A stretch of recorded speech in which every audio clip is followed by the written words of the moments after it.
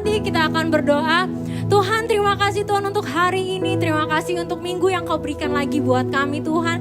Terima kasih untuk kesempatan yang baru yang Kau berikan buat kami Tuhan. Ini waktunya Tuhan, kami ingin memuliakan Tuhan, kami ingin meninggikan Engkau Tuhan, Raja di atas segala Raja. Terima kasih Tuhan Yesus, terima kasih. Kami buka ibadah ini Tuhan adalah nama Tuhan Yesus. Teman-teman yang siap memuji Tuhan sama-sama katakan Amin. Amin.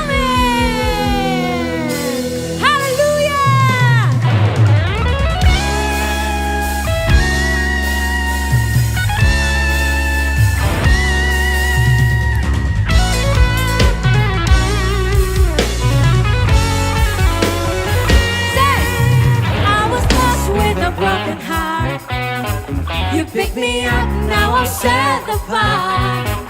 From the ash, I'm born again, forever safe in a Savior's hand. You are more than my words you say. I'll follow you, Lord, for all my days. I'll fix my eyes, following your way, forever free in an empty grave. You are my freedom. We'll lift you higher. We'll lift you higher. Your love, your love, your love, never ending. Oh, what you are alive. Nothing can take your place. You are all we need. Your love has set us free. Oh.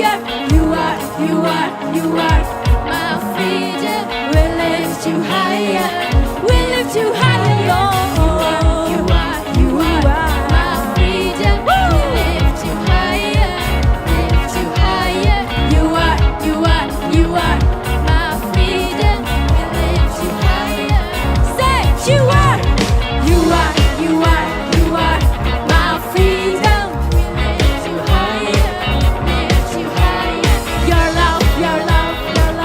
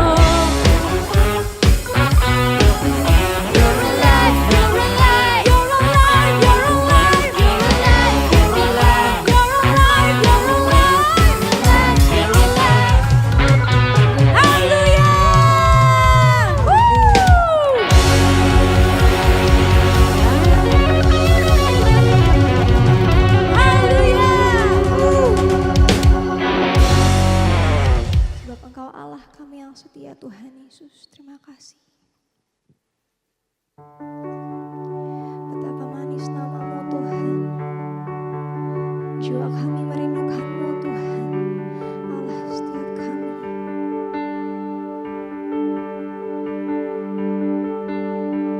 Standing here in your presence, in the grace so relentless, I am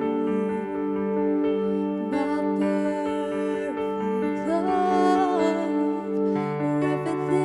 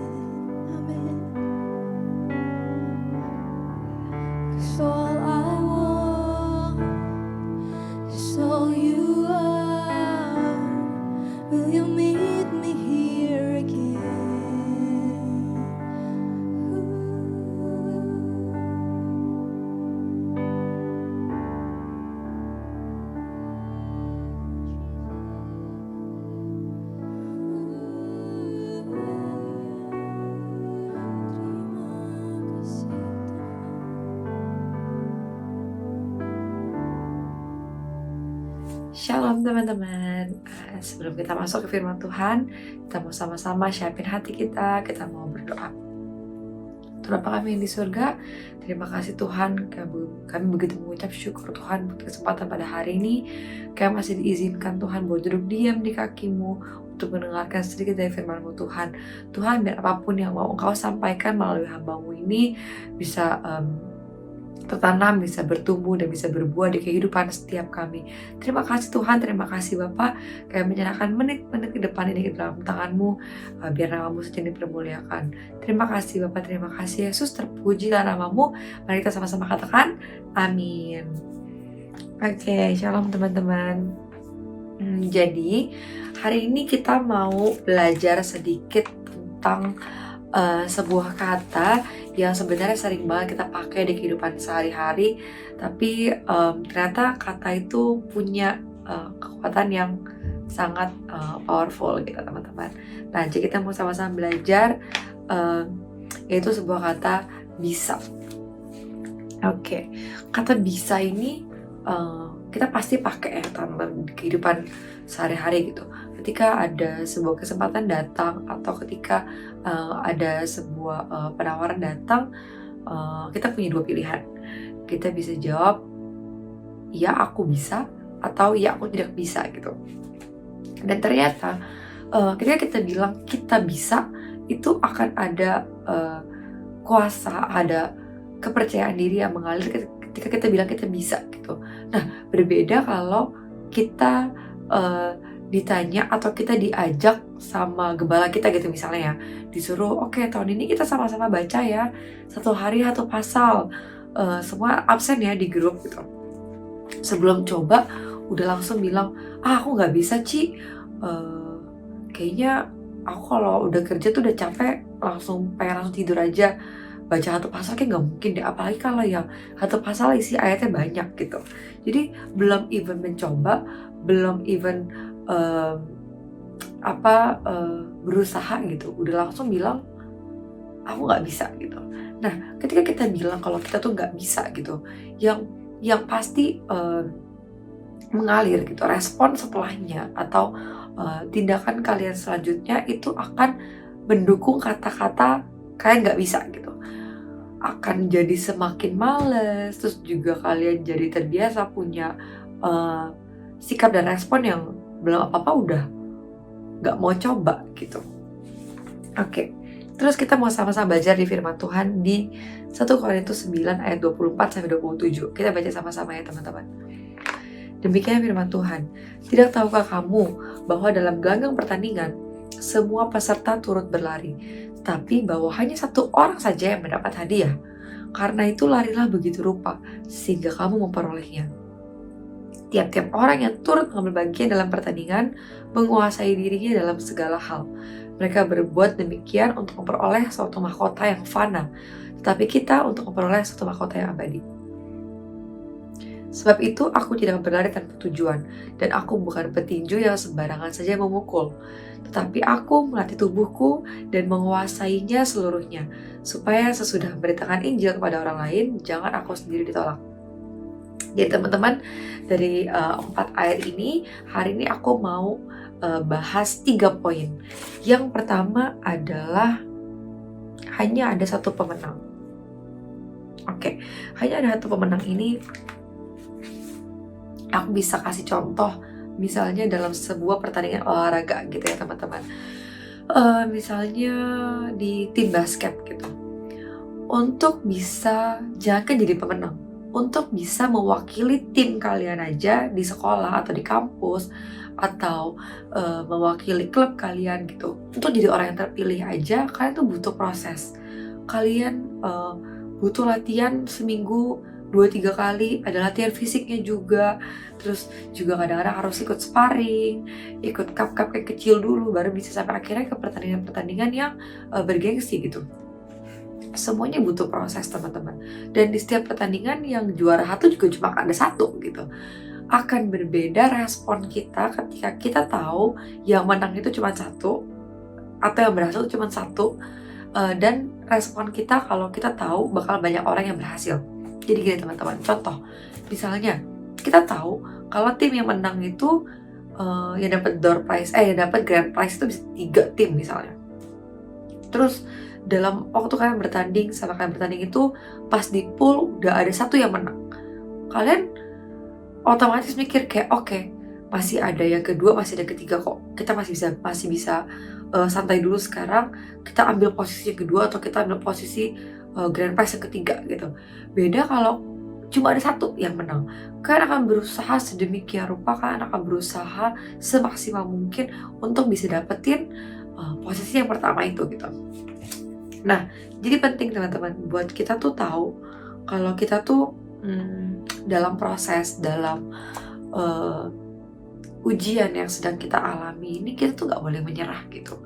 Dan terutama ketika kita lagi di masa-masa yang cenderung lebih sulit saat ini teman-teman, apalagi lagi COVID begini, banyak orang yang bilang gini teman-teman, kok kamu nggak kerja?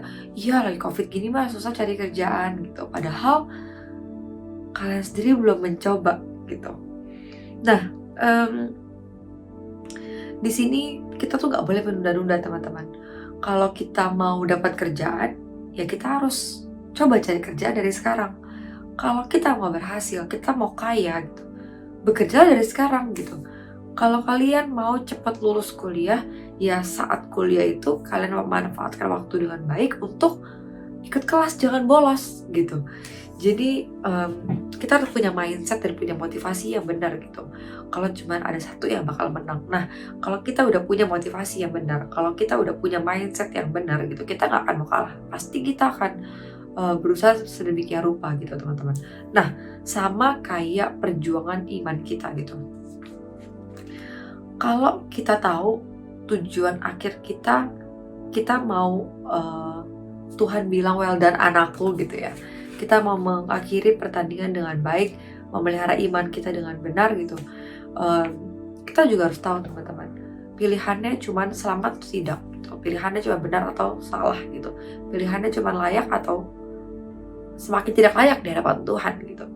Jadi gak ada yang namanya dosa di tengah-tengah, gak ada yang namanya abu-abu, hitam yang hitam, putih yang putih gitu, domba ya domba, kambing ya kambing gitu teman-teman. Jadi memang gak mudah, tapi kita pasti bisa teman-teman. Bukan karena kita yang kuat, bukan karena kita yang hebat, tapi karena Tuhan kita adalah Tuhan yang setia. Tuhan gak bakal biarin kita berusaha sendiri. Tuhan gak akan pernah biarin kita struggle sendiri teman-teman. Allah berjanji, Allah akan selalu menyertai kita gitu. Oke, sekarang kita mau masuk di poin yang kedua teman-teman. Di sini kita bisa lihat di ayat 26. Paulus bilang, sebab itu aku tidak berlari tanpa tujuan, dan aku bukan petinju yang sembarangan saja memukul gitu. Seperti di poin pertama bilang, kalau kita mau jadi pemenang, kalau kita mau memenangkan sebuah pertandingan gitu ya, kita harus bisa tahu tujuan akhir kita tuh apa. Tujuan akhirku memenang, otomatis setiap step yang aku lakukan, setiap step yang aku ambil itu untuk menuju ke kemenangan tersebut gitu. Nah, di sini kita tuh harus tahu juga teman-teman, kalau kita lari, kalau kita lagi lomba lari gitu, kita harus tahu fokus kita tuh kemana, ke depan, ke garis finish. Jangan pas lagi lari kita nengok ke kiri, kira-kira korea kita nontonin kita gak ya, atau kira-kira teman kita datang gak ya, kira-kira teman kita teriak-teriak gak ya di podium gitu. Kalau kita fokus sama hal yang salah, kalau kita ke distract, kalau kita gak fokus sama kita tuh mau kemana gitu, kita akan mudah terganggu dan ujung-ujungnya kita kalah gitu guys. Kita jadi belok ke kiri, kita jadi belok ke kanan, kita jadi berhenti dulu di rest area, baru kita sampai ke garis finish gitu. Jadi kita sama-sama belajar hari ini teman-teman. Kita harus fokus ke tujuan kita dan kita harus tetap berlari gitu. Jangan sampai kita kalah, jangan sampai kita terlena sama hal-hal yang bisa mendistract kita gitu. Nah, di sini semua nyambung ya teman-teman. Ini poin pertama, kedua, dan ketiga itu saling mendukung. Gitu. Oke. Lanjut ke poin ketiga. Nah, poin ketiga ini aku bagi lagi jadi 2 poin ya. Poin yang ketiga adalah menguasai dirinya dalam segala hal. Nah, menguasai diri dalam segala hal berarti tubuhku dan menguasai seluruhnya gitu ya. Nah, di sini dibagi jadi 2 poin. Yang pertama itu keputusan sekecil apapun itu penting. Dan yang kedua itu jangan bersungut-sungut. Nah, kita bahas dulu dari poin pertama dari poin ketiga gitu ya. Keputusan sekecil apapun itu penting. Nah, di sini keputusan kecil apapun itu penting. Artinya gini, biasanya kalau kita lagi dalam kesulitan atau kita lagi diizinkan Tuhan lewatin lembah, kita lagi diizinin Tuhan buat dalam proses ujian untuk jadi pribadi lebih baik gitu. Biasanya kita tuh lebih mudah dan lebih punya peluang untuk membuat keputusan yang salah ketika kita lagi terdesak gitu teman-teman. Contoh, misalnya kita lagi kehausan gitu, kita lagi kehausan, kita lihat minuman yang udah lama di mobil nih, udah tahun lama banget di dalam mobil, udah panas, suhu AC panas aja kena sinar matahari gitu ya, kan katanya nggak sehat ya teman-teman minum air yang udah kepanasan di dalam mobil gitu. Kalian tahu itu nggak baik, tapi kalian udah aus banget, jadi akhirnya kalian milih ya udah deh, daripada aku kehausan sekarang aku minum deh, tahu-tahu amit-amit gitu ya, amit-amit bisa karena minum itu kalian jadi muncul penyakit baru gitu, contoh ya gitu. Atau misalnya kita lihat uang 100.000 ketika kita lagi gak punya uang, sama kita lihat 100.000 ketika kita lagi banyak uang gitu teman-teman, akan beda gitu respon kalian ketika lihat uang itu gitu. Kalau kalian gak punya sama sekali terus lihat 100.000 itu kalian akan ada pikiran kayak, oh ini gak tahu uang siapa, ya udahlah ya, nggak tahu uang siapa nih, yang penting kan sekarang aku lagi butuh, mungkin rezeki gitu. Padahal kita punya kesempatan atau kita punya pilihan untuk tanya gitu, ini punya siapa ya gitu. Nangkap ya, ini contoh sepele, contoh yang paling gampang untuk bisa atau untuk mudah kita mengerti gitu. Jadi kalau kita tahu, kita sadar kita lagi dalam proses atau kita lagi dalam kondisi yang kurang baik teman-teman, kita harus lebih bisa notice teman-teman, keputusan apa sih yang kita ambil, karena keputusan kecil yang kita ambil itu akan menentukan kedepannya kita akan jadi apa gitu. Jadi kalau misalnya kita lihat hari ini kita hari ini sampai di titik mana, itu adalah semuanya itu akibat atau dampak dari keputusan yang kita ambil sebelumnya teman-teman. Jadi penting untuk kita lebih notice, lebih berjaga-jaga, juga lebih berhati-hati ketika kita membuat keputusan gitu.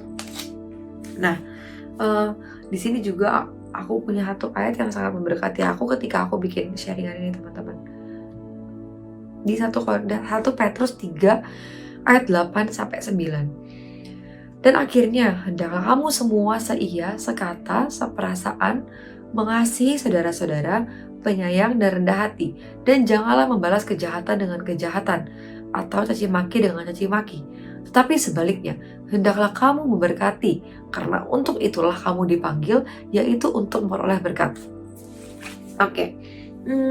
Dari sini kita bisa baca, kita bisa pelajari atau kita diingatkan bahwa jangan membalas kejahatan dengan kejahatan. Kalau kita lagi dijahatin orang, kalau kita lagi ada orang yang berusaha menjatuhkan kita gitu teman-teman, kita pasti daging kita tuh rasanya pengen banget ngebales dia, atau kita lapor ke orang, atau kita ngomongin dia, atau kita jelek-jelekin dia, atau kita katain dia. Bener ya? Daging tuh rasanya pengen banget ngebales dia gitu. Tapi di sini firman Tuhan bilang, jangan balas kejahatan dengan kejahatan atau caci maki dengan caci maki. Di sini kita belajar, kita diingatkan teman-teman, kalau kita lagi dalam kondisi seperti itu, atau kita lagi dalam keadaan rasanya capek gitu, kita dijahatin orang terus gitu, kita harus buat keputusan yang benar. Keputusan yang benar itu gimana gitu? Di sini dibilang hendaklah kamu berkati gitu. Memang terdengar seperti aneh banget sih, masa kita dijahatin malah kita berkati dia gitu. Tapi di sini kita harus belajar teman-teman. Kalau jadi anak Tuhan, kalau kita jadi murid Yesus, kita tuh punya respon yang berbeda dari orang-orang dunia gitu. Cuma anak Tuhan yang kalau dikatain kita bisa memberkati. Cuma anak Tuhan yang kalau dikatain kita malah bisa bless you. It's okay, gak apa-apa. Kamu mau ngomongin aku apa, gak apa-apa. Kamu mau jahatin aku seperti apa, aku yakin Tuhan akan bela aku. Aku yakin kalau aku benar, kalau aku gak buat salah, Tuhan pasti akan bela aku. Nah, untuk ini aku bisa sharing sedikit ke teman-teman kesaksian, terutama dalam dunia pekerjaan ya. Banyak banget di kantor yang suka ngeklaim kerjaan kita tuh jadi kerjaannya dia gitu. Contoh misalnya pas report ini benar, teman setim kita bilang, iya kemarin aku yang bikin Pak, gitu-gitu ya kan. Tapi ketika ada kesalahan, oh Pak itu kemarin Alda yang bikin gitu. Padahal dia yang bikin, tapi malah nyalahin aku gitu. Karena mungkin akunya gak ada di lokasi gitu. Contoh ya teman-teman. Aku sering banget temuin kejadian-kejadian kayak gini di kantor. Dan aku selalu, ya puji Tuhan sampai detik ini, aku selalu berhasil untuk gak ngebales dan gak even berusaha untuk mana ada fitnah kamu gitu-gitu. Aku nggak pernah aku balas seperti itu, karena aku tahu kebenaran itu akan muncul dengan sendirinya teman-teman. Tuhan pasti akan bela anak-anaknya gitu. Dan terbukti sampai detik ini, setiap kali ada orang yang berusaha untuk nekat aku, ketika ada orang yang berusaha untuk jatuhin aku, Tuhan selalu bela aku dengan cara-cara yang ajaib teman-teman. Bahkan Tuhan gak pernah biarin aku dipermalukan. Tuhan benar-benar gak pernah biarin aku jatuh sampai tergeletak gitu. Dan aku percaya itu gak cuma terjadi di kehidupan aku, tapi juga terjadi di kehidupan kalian teman-teman. Jadi kalau kita benar, kalau kita gak ngelakuin kesalahan, percaya Tuhan itu gak pernah tutup matanya. Dan aku punya ayatnya teman-teman yang selalu nguatin aku. Ini di 1 Petrus 3:12. Kita baca sama-sama ya. Firman Tuhan berkata demikian. Sebab mata Tuhan tertuju kepada orang-orang benar dan telinganya kepada permohonan mereka yang minta tolong. Tetapi wajah Tuhan menentang orang-orang yang berbuat jahat. Dan ini benar-benar terjadi dalam kehidupan aku teman-teman. Ketika kita terus ngandelin Tuhan, ketika kita terus jalan on track gitu ya, kita tetap on track dan in track, kita tetap cari tahu Tuhan tuh senangnya apa sih, Tuhan maunya kita gimana sih gitu. Oh ya teman-teman, buat yang gak tahu gimana caranya kita bisa tahu Tuhan maunya apa di hidup kita, jawabannya cuma satu, baca firman Tuhan. Gimana cara kita bisa kenal Tuhan? Dan dengan cara baca firman Tuhan gitu. Jadi di sini kita mau sama-sama saling diingatkan teman-teman ya. Jangan pernah takut membuat keputusan yang benar. Jangan pernah takut kalau kita buat benar tapi difitnah orang. Kenapa? Karena Tuhan kita Tuhan yang setia, Tuhan yang gak pernah tutup mata, Tuhan yang gak pernah pura-pura gak dengar kalau kita lagi minta tolong gitu. Nah, poin kedua dari poin ketiga, which is ini poin terakhir teman-teman, kita mau diingatkan lagi buat jangan bersungut-sungut. Nah, jangan bersungut-sungut ini kita bisa baca di Filipi 2 ayat 14. Lakukanlah segala sesuatu dengan tidak bersungut-sungut dan berbantah-bantah. Nah, di sini bersungut-sungut itu nggak cuma mengeluh, tapi kalau bersungut-sungut itu juga ada roh pemberontak teman-teman. Jadi kalau kita lagi dalam kesulitan, kalau kita lagi dalam sebuah pertandingan yang sulit, kalau kita lagi diizinkan Tuhan ngelewatin sebuah proses, tapi kita mau bersungut-sungut terus, kita punya sikap hati yang selalu bersungut-sungut, ujung-ujungnya ketika kita diingetin, ketika kita ada yang ngasih tahu, ada firman Tuhan yang ingetin kita, Roh Kudus ingetin kita, respon hati kita bakal jadi ngeyel gitu. Respon utama kita malah kita tuh jadi ngeyel kayak, enggak lah, Roh Kudus nggak tahu aja aku gimana perjuangannya, gembala aku nggak tahu aja gimana perjuangannya, apa Tuhan nggak lihat apa perjuangan aku selama ini itu susah gitu. Tangkap ya teman-teman. Jadi di sini kita mau sama-sama belajar buat jangan mengeluh gitu, jangan mengeluh, dan kita harus banyak-banyak berusaha lihat hal kecil yang Tuhan kasih untuk nolong kita gitu. Karena bersungut-sungut tuh nggak akan menyelesaikan masalah, bahkan bersungut-sungut itu akan bikin kita jadi nggak bisa ngelihat pertolongan Tuhan yang nyata dan yang pasti Tuhan kasih, cuman sering aja kita nggak notice gitu. Nah teman-teman, jadi hari ini kita sama-sama belajar. Mungkin memang kita hidup itu selalu dalam sebuah pertandingan ya teman-teman. Mungkin pertandingannya beda-beda aja gitu. Sekarang kita lagi di tahap mana, atau kita udah pertandingan di menit keberapa gitu. Tapi kita harus ingat teman-teman, kita harus punya mindset yang benar, kalau pemenangnya itu cuma ada satu gitu. Jadi kita akan punya respon, mindset, dan tindakan kita itu akan keluar effort yang terbaik gitu. Jadi kita gak setengah-setengah, gak menunda-nunda proses teman-teman. Oke? Kalau gembala kita bilang, ayo kita baca Alkitab, ikut baca Alkitab teman-teman. Kalau kalian punya gembala, kalian harus dengerin gembala kalian ngomong apa gitu. Karena kalau enggak kita akan stuck di situ-situ aja gitu. Lalu poin yang kedua, kita harus tahu kita tuh lari kemana dan tujuannya apa. Tujuannya kemana gitu teman-teman. Nah ini kita bisa cari tahu, kita bisa dapetin tujuannya apa. Terus kita bisa tahu kita mau lari kemana itu dengan cara cari tahu firman Tuhan, terus bangun hubungan sama Tuhan. Jangan pernah males buat cari tahu apa isi hati Tuhan melalui firman-Nya gitu. Terus jangan pernah juga teman-teman kita kehilangan fokus, lihat ke kiri, lihat ke kanan, sampai akhirnya kita akan distract dan akhirnya kita akan nyampe ke tujuan kita tepat waktu. Lalu yang ketiga, kita harus bisa melatih tubuh kita dan menguasai sepenuhnya. Karena dalam sebuah pertandingan, selain soft skill-nya, hard skill-nya juga pasti akan diperlukan teman-teman. Kita harus tahu kapan kita harus pivot, kapan kita harus dribble, kapan kita harus defense, kapan kita harus offense gitu. Dan untuk bisa tahu, kita harus bisa menguasai tubuh kita, kita harus melatih tubuh kita harus melatih strategi-strategi itu supaya kita bisa sampai ke titik dimana kita bisa jadi seorang pemenang gitu. Dan untuk melatih tubuh kita, di sini aku highlight 2 poin.